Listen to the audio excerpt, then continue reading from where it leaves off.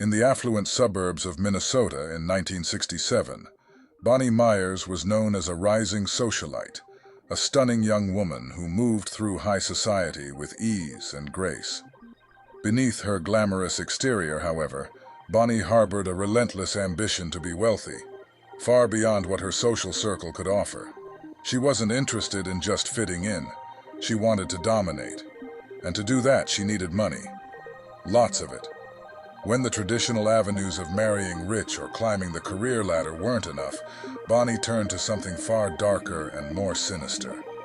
At the time, Bonnie was romantically involved with a rotating cast of boyfriends, 20 men in total, all living in the same general area of Minnesota. Most of these men worked average, blue-collar jobs, far removed from the elite circles Bonnie had infiltrated. She charmed and manipulated each one, making them feel like they were the center of her world. She never stayed with any man long enough for him to catch on to her double life, and she cleverly kept them from meeting each other. But her expensive tastes and desires for a life of luxury couldn't be satisfied by what these men could provide through legitimate means. That's when Bonnie took her manipulations to the next level. Seeing the financial limitations of her lovers, she devised a chilling plan. She intentionally got pregnant by 10 of the men, carefully orchestrating the timing so that each believed he was the father. Suddenly, these men, who had barely been scraping by, found themselves pressured into providing for what they believed were their unborn children. Bonnie used this to her advantage, not only increasing their financial contributions, but also pulling them deeper into her web of control. But money from their jobs wasn't enough for Bonnie. She began to suggest something more lucrative, something illegal. She convinced them to participate in a high-stakes black market scheme she had designed herself, organ trafficking.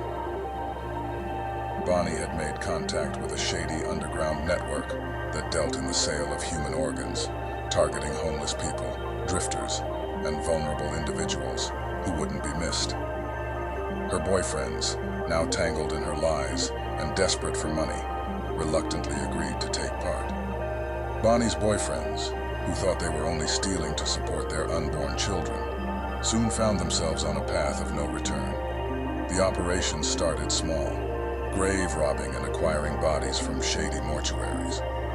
But Bonnie pushed them further. She orchestrated kidnappings of people on the fringes of society, telling her boyfriends they had no choice if they wanted to keep her and their supposed children safe. The men, trapped by Bonnie's manipulations, became reluctant executioners. But the operation began to unravel as more and more people in the community disappeared. Police started noticing the strange pattern of missing persons, particularly those in the poorer parts of town, and the media began reporting on a series of brutal, unsolved murders. Meanwhile, Bonnie's boyfriends, stricken with guilt and terror, began to crack under the pressure. One night in September 1967, one of the boyfriends, an accountant named David, who had thought he was merely stealing money for Bonnie, accidentally stumbled upon one of the organ harvesting operations and realized the full extent of what they were doing. Horrified, he confronted Bonnie, threatening to go to the police. Bonnie, always one step ahead, convinced the other boyfriends that David had become a liability and needed to be eliminated. David was found dead 2 days later, his body mutilated beyond recognition, dumped in an alleyway. His death, however, sparked a massive investigation. The police eventually traced his last whereabouts to Bonnie, and her web of deceit began to unravel. As the investigation deepened, the horrifying truth came to light. Over the course of that summer, more than a dozen people had been killed in Bonnie's organ trafficking operation, many of them forgotten by society. The boyfriends, terrified for their lives and believing they had no choice, had carried out the grisly deeds, all the while being manipulated by the woman they thought they loved. Bonnie was arrested soon after. She is served a life sentence, and to this day, the actions of what she's done still affects so many people. The case remains one of the most shocking solved crime stories in history. Some people wish she met a grisly fate at the hands of those she manipulated. But one thing is certain: Bonnie Myers left a trail of bodies, broken hearts, and destroyed lives in her wake. To think someone so beautiful can be the most evil.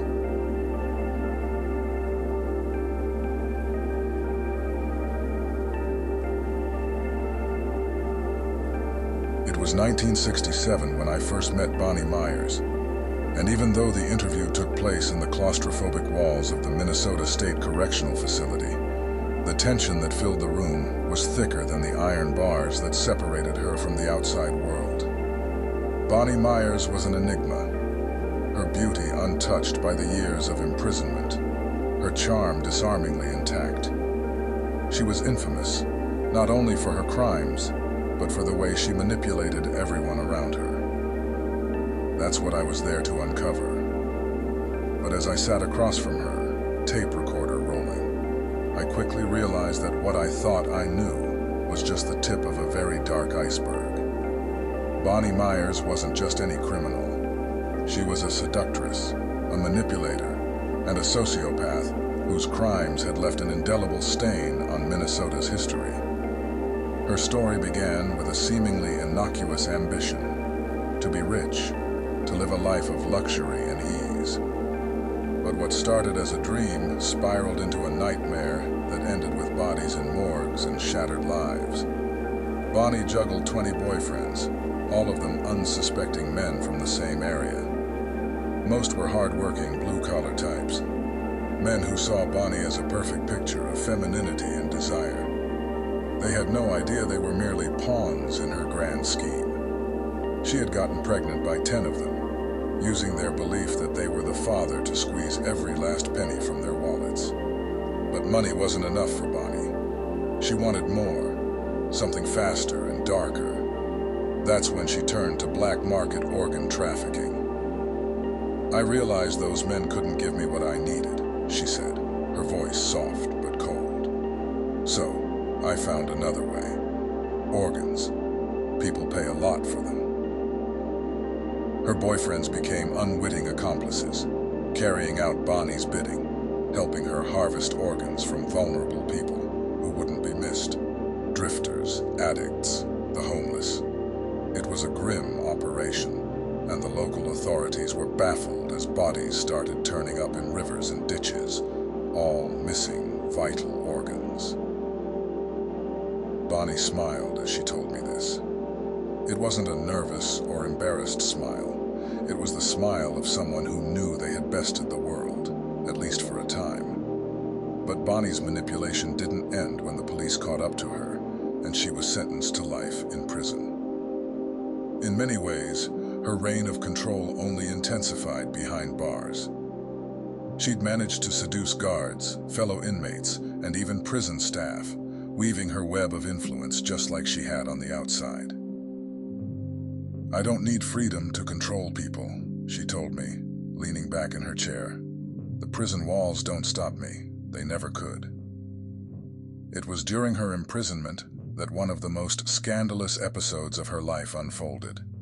A story that had, until now, only existed as prison gossip, whispered between guards and inmates. But Bonnie confirmed it. The prison's sergeant, a married man with 2 young children, had fallen deeply in love with Bonnie. She played him perfectly, reeling him in with her beauty and vulnerability. She manipulated him into sneaking into her cell late at night, engaging in a forbidden and dangerous affair. It wasn't a one-time thing. For 3 months, they carried on like this, the sergeant risking his entire career and family for Bonnie's affections. "When did you know you had him?" I asked, unable to hide my own curiosity. "I knew the moment he brought me real food from the outside. The first time he slipped me a cigarette, I knew he'd do anything for me." The sergeant, desperate to keep Bonnie happy, smuggled in whatever she wanted: outside food, cigarettes, and most importantly, drugs. Bonnie had built herself a lucrative business behind bars, selling the contraband to other inmates, her control and influence growing with each transaction. She was still making money, still wielding power from within her cell. Then came the pregnancy. After 3 months of secret rendezvous, Bonnie found herself pregnant again, this time by the prison sergeant. She saw it as an opportunity. Instead of being horrified, she knew exactly how to use it to her advantage. She threatened to tell his wife about the affair, about their unborn child, if he didn't continue providing for her. The sergeant, trapped, had no choice. He became Bonnie's puppet, doing anything she asked, further embedding himself in the web of lies and deceit. He smuggled more drugs, more favors, anything to keep Bonnie quiet. In the spring of 1968, Bonnie gave birth to a healthy baby girl in a local hospital. The prison had arranged for the birth, and while her daughter was taken from her soon after, the birth caused a massive scandal when the truth came out. The sergeant's career was ruined, his family torn apart. He was forced to resign, and while Bonnie was returned to her cell, the damage she had caused rippled through the prison system. "How does it feel to have ruined so many lives?" I asked, feeling a sense of dread creep over me as Bonnie stared back at me with those cold, calculating eyes. "Ruined?" she echoed off the walls, her lips curling into that familiar, chilling smile. "I didn't ruin anything. I just took what I wanted. Isn't that what we all do?" I left the prison that day. I was so shocked to know someone like that existed. I know it sounds silly, but listening and witnessing someone explaining their actions like that is chilling. She had managed to manipulate, seduce, and destroy. Her story wasn't just about greed or a lust for power. It was about control, and she still had plenty of it.